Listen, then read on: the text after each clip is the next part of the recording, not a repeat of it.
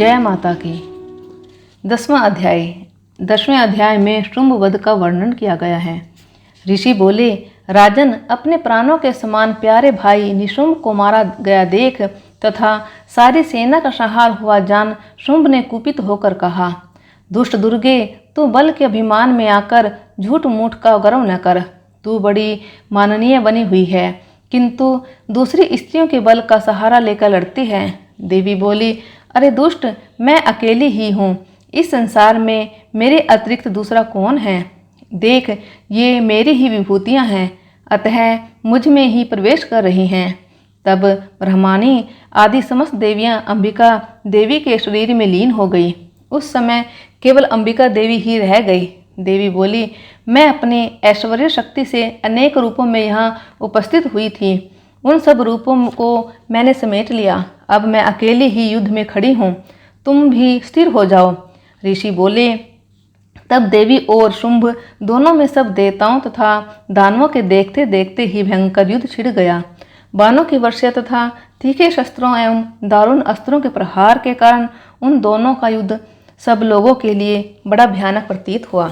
उस समय अंबिका देवी ने जो सैकड़ों दिव्य अस्त्र छोड़े, उन्हें दैत्यराज शुंभ ने उनके निवारक अस्त्रों द्वारा काट डाला।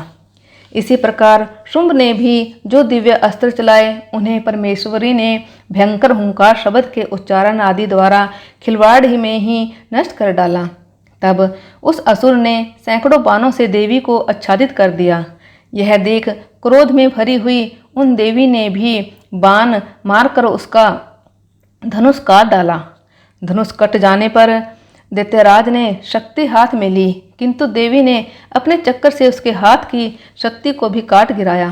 तत्पश्चात दैत्यों के स्वामी शुंभ ने 100 चांद वाली चमकती हुई ढाल और तलवार हाथ में ले उस समय देवी पर हमला किया। उसके आते ही चंडिका ने अपने धनुष से छोड़े हुए तीखे बाणों द्वारा उसकी सूर्य किरणों के समान उज्ज्वल ढाल और तलवार को तुरंत काट दिया।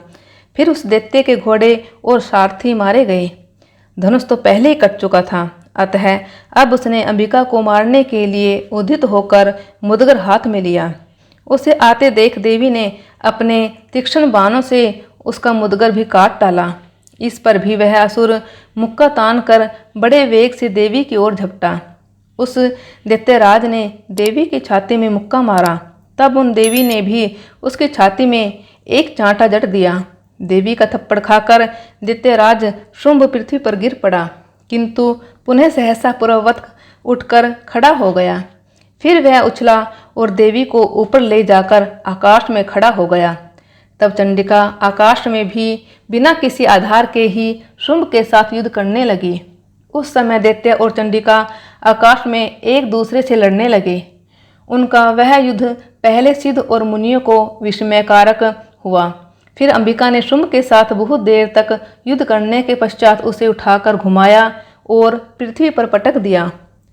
पटके जाने पर पृथ्वी पर आने के बाद वह दुष्टात्मा दैत्य पुनः चंडिका का वध करने के लिए उनकी ओर बड़े वेग से दौड़ा। तब समस्त दैत्यों के राजा शुंभ को अपनी ओर आते देख देवी ने त्रिशूल से उसकी छाती छेद कर उसे पृथ्वी पर गिरा दिया। देवी के त्रिशूल की धार से घायल होने पर उसके प्राण पखेरु उड़ गए और वह समुद्रों, द्वीपों तथा पर्वतों सहित समूची पृथ्वी को कंपाता हुआ भूमि पर गिर पड़ा। तब उस दुरात्मा के मारे जाने पर संपूर्ण जगत प्रसन्न एवं पूर्ण स्वस्थ हो गया तथा आकाश स्वच्छ दिखाई देने लगा। पहले जो उत्पात सूचक मेघ और उल्कापात होते थे, वे सब शांत हो गए तथा उस दैत्य के मारे जाने पर नदियां भी ठीक मार्ग से बहने लगी।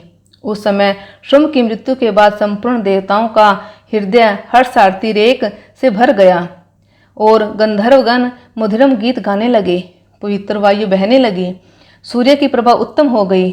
अग्निशाला की बुझी हुई आग अपने आप प्रज्वलित हो उठी तथा संपूर्ण दिशाओं के भयंकर शब्द शांत हो गए। बोलिए शेरा वाली माता की जय, दुर्गा माता की जय।